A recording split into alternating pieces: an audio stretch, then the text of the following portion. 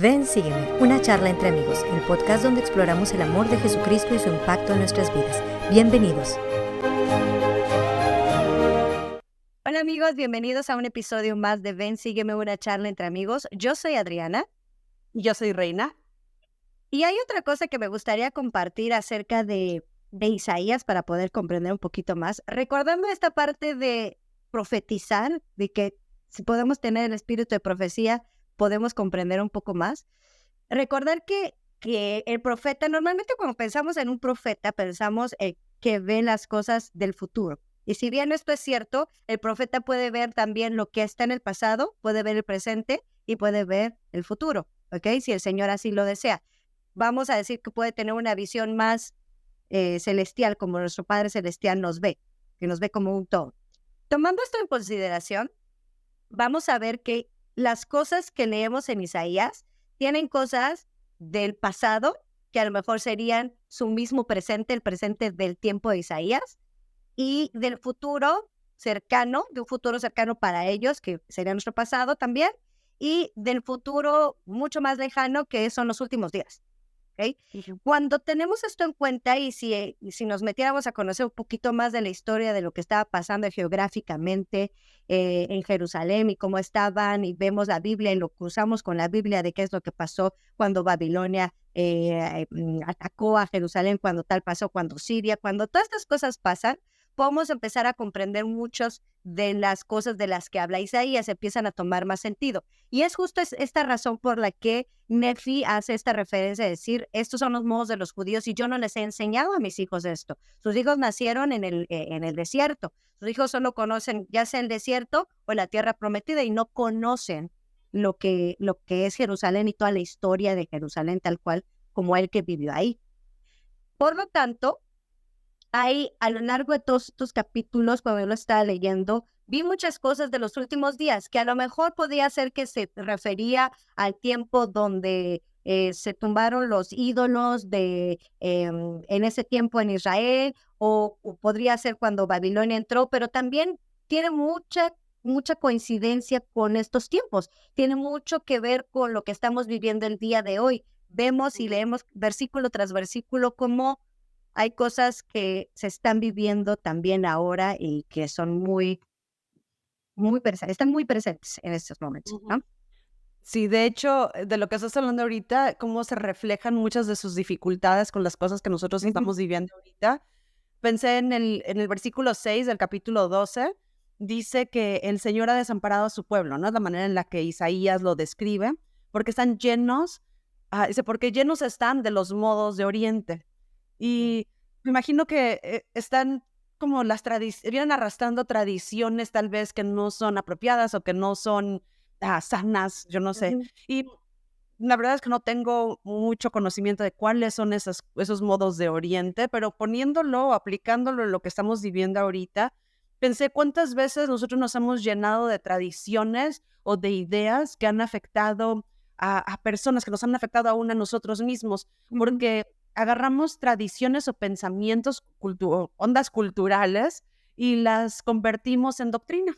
No, al menos en nuestra mente la convertimos en doctrina y lo ocupamos para juzgar, lo ocupamos para medir la dignidad de las personas. Claro. Y yo soy alguien que ama las tradiciones. A mí me encanta, sobre todo viviendo como mexicana fuera de México, busco todas las tradiciones que se puedan de mi tierra para poderlas todavía tener aquí y no sentirme tan lejos y para pasárselas a mis hijos.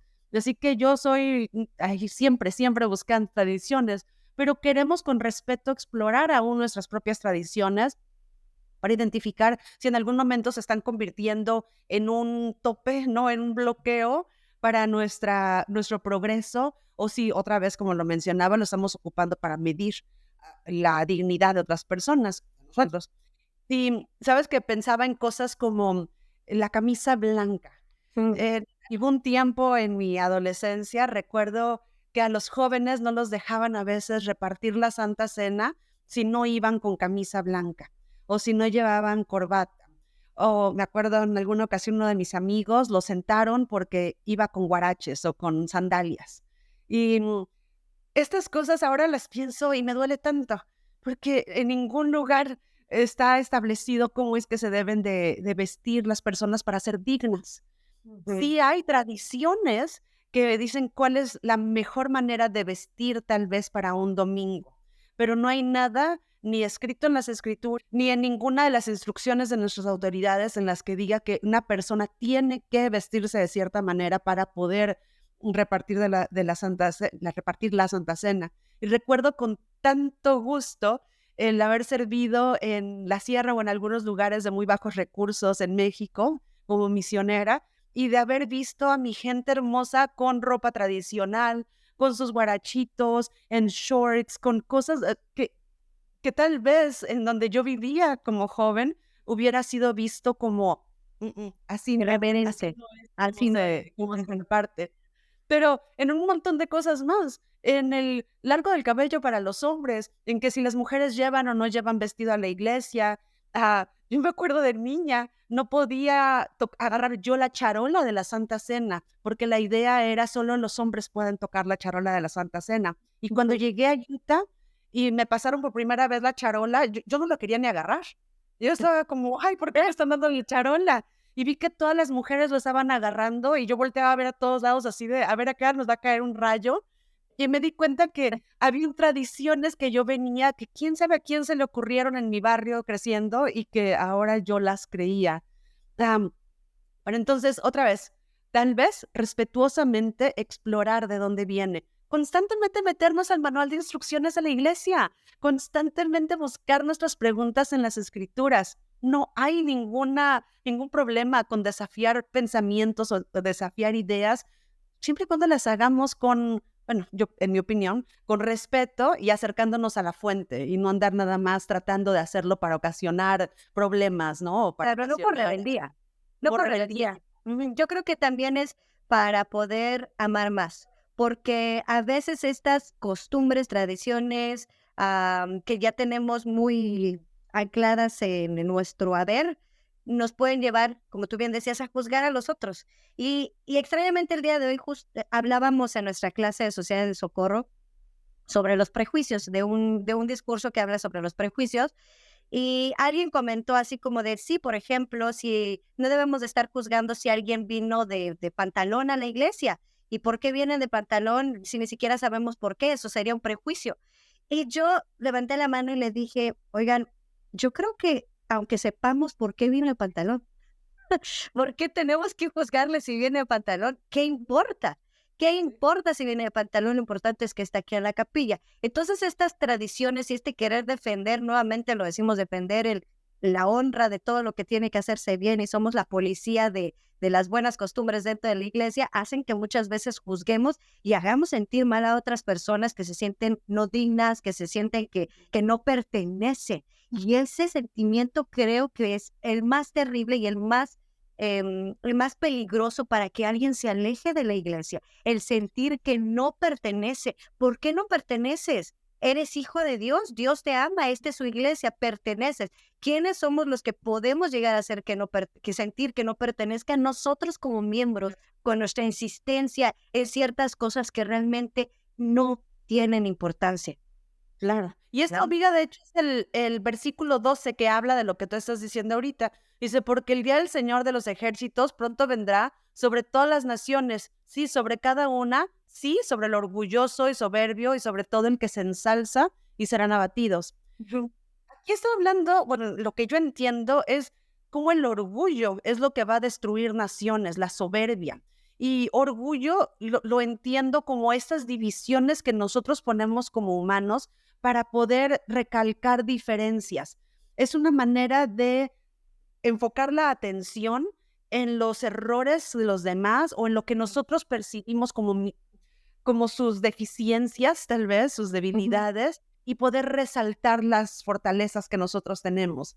El orgullo para mí se me hace como una balanza corrupta, en la que ponemos nuestra vida comparándola con la de otras personas sin tener las mismas cosas para comparar. O sea, es algo injusto, es algo, sí, erróneo. Entonces, creo que hablando de esto, de cómo nosotros ocupamos las tradiciones para eso, pueden estar basadas en orgullo. Pienso que podrían estar basadas en orgullo. Claro.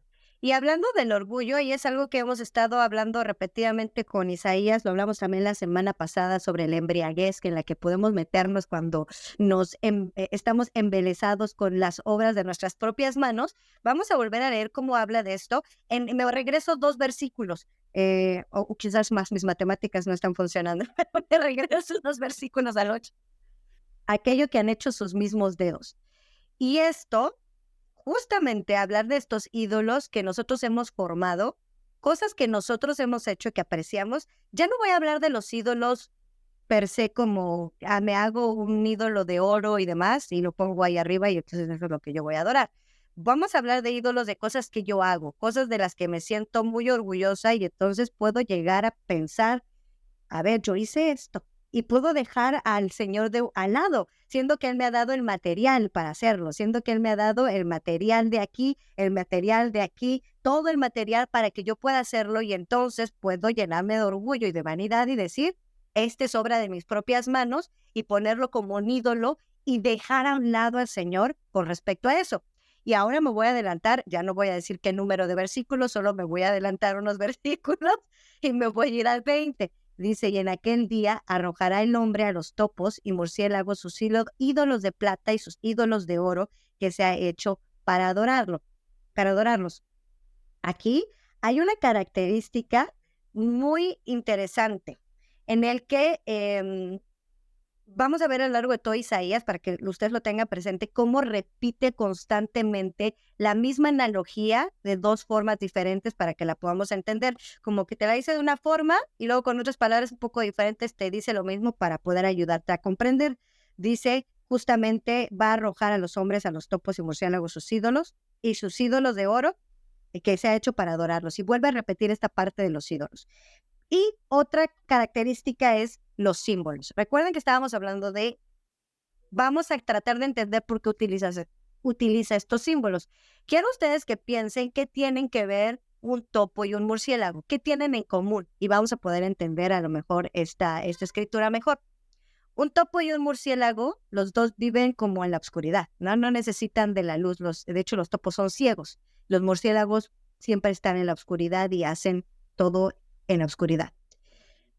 Tomando esto en cuenta se les van a echar los ídolos a los topos y a los murciélagos, que no importa lo que sea, ellos no ven. Si ellos se topan con un ídolo de oro que para mí es grandioso, que es maravilloso, algo que yo hice, algo que yo trabajé fuerte, lo que ustedes quieran, y se lo aviento al topo y al murciélago, le da igual si es de oro, de diamantes o si es una piedra. No tiene ningún valor. Y aquí podemos entender que realmente lo que tenemos que tener en gran valía es lo que nos va a acercar más a Dios. Aquello que tiene valor en los cielos y no lo que estamos construyendo con las cosas que son efímeras, que no van a tener más seguimiento que esto. Que no pongamos nuestro corazón en nuestras riquezas, que no pongamos nuestro corazón en las cosas hechas por nuestras manos. No solamente estoy hablando de dinero, sino de todo lo demás que podemos llegar a crear con el maravilloso cerebro que tenemos, ¿no? Y la inteligencia que tenemos. Sí, qué buen ejemplo, amiga, me gusta. Y si está bien, nos brincamos hasta el capítulo 15, porque aquí viene algo que me hizo casi llorar nada más de acordarme. En el versículo 4, está hablando de, lo voy a leer, dice, ¿qué más podría hacerse por mi viña que no se haya hecho? Porque cuando esperaba que produjese uvas silvestres produjo. Esto me llevó a hace muchos años, más de 15 años, cuando tuve mi primer caso, uno de mis primeros casos como trabajadora social. Estaba trabajando con una familia que tenía muchos problemas, muchísimos problemas, y los niños estaban en riesgo de ser separados de la familia. Y lo que más queremos es mantener las familias unidas, así que se hace todo lo que se pueda para ayudarlos. Y con esta familia se unieron el distrito escolar, las escuelas estaban todas como súper apoyando a la familia, el departamento de salud, la iglesia, los recursos de la comunidad, el grupo de latinos en el valle, todo el mundo se unió para ayudar a esta familia. Y a pesar de todo el apoyo y de todo lo que se estaba haciendo, la familia terminó siendo separada porque los niños estaban en riesgo inminente. Me destruyó. Era uno de mis primeros casos como trabajadora social. y sentí, le fallé a la familia, le fallé y ay, fue tanto el dolor que tuve y lloré tanto, dije, esta no es la profesión para mí, necesito algo diferente donde no destruya gente y me pegó muchísimo. Y creo que esta es una de las preguntas que yo me hice, ¿qué más pude haber hecho?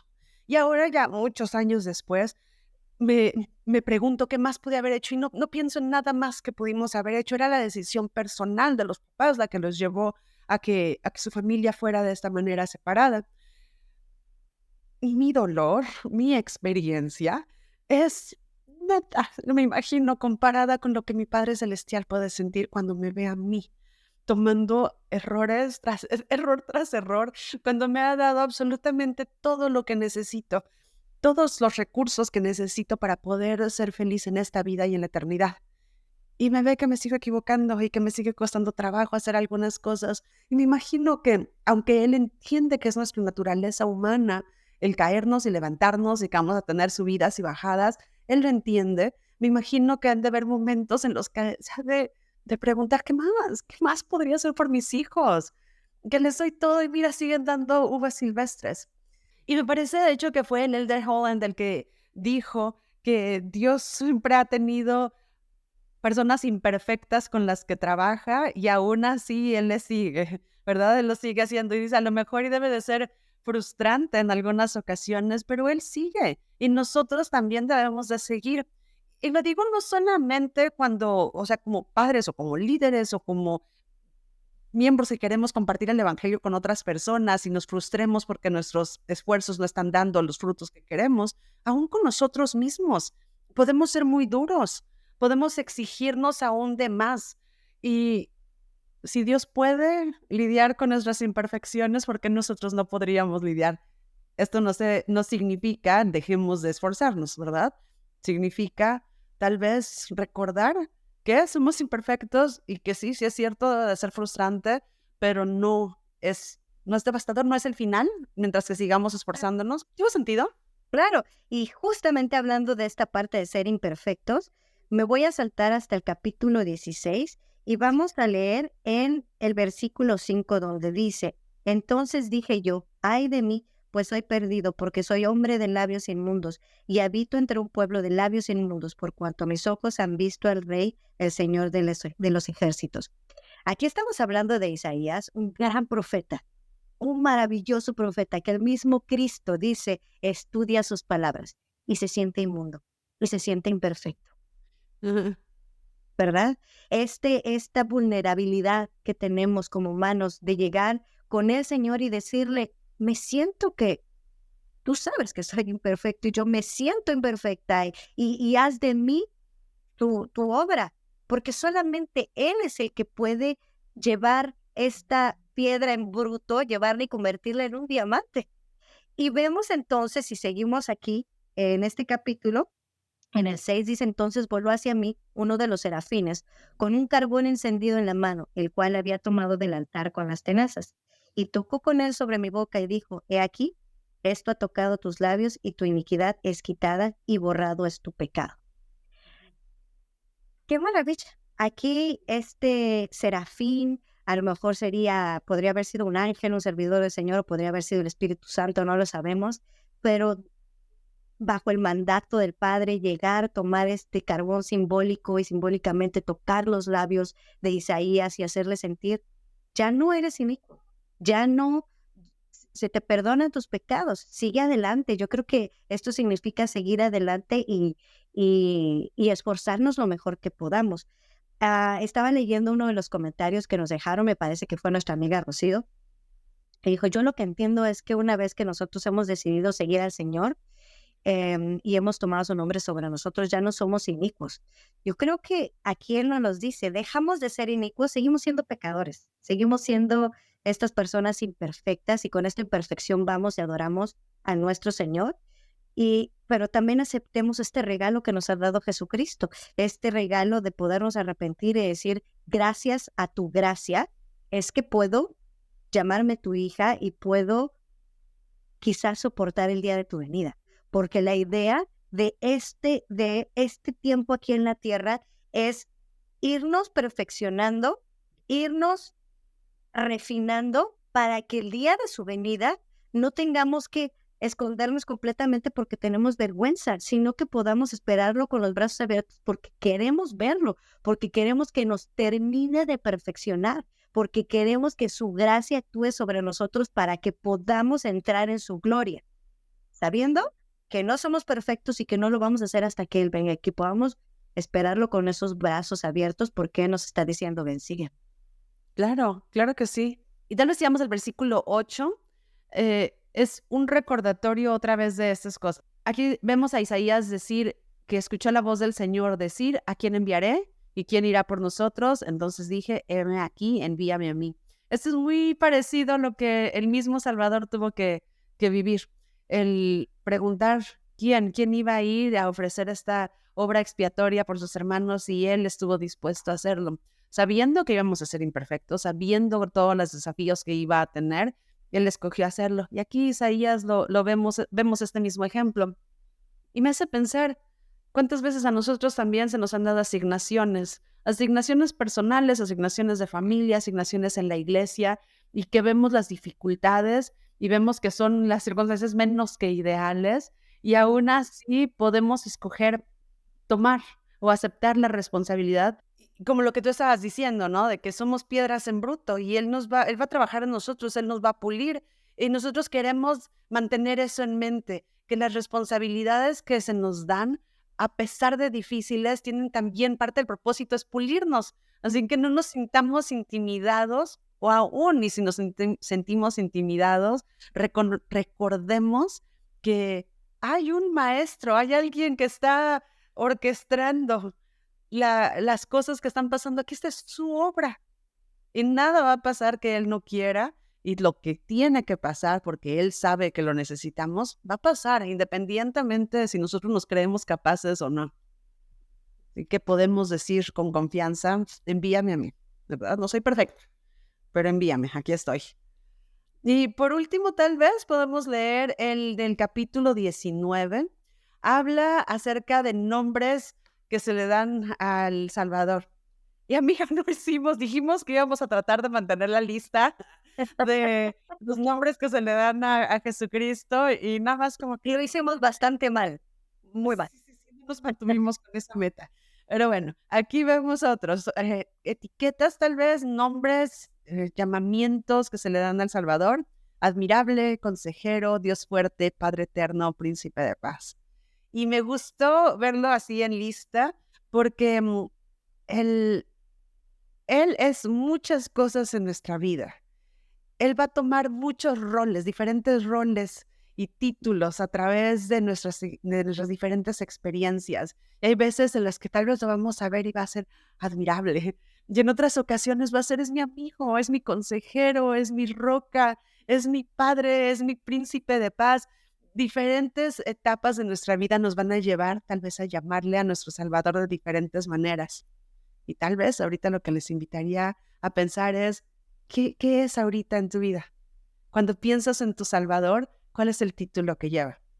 Y a lo mejor con ese pensamiento nos despedimos y esperamos que juntos sigamos caminando a Cristo un paso a la vez. No te pierdas ni un solo episodio. Suscríbete y encuéntranos en Spotify, YouTube, Instagram y Facebook.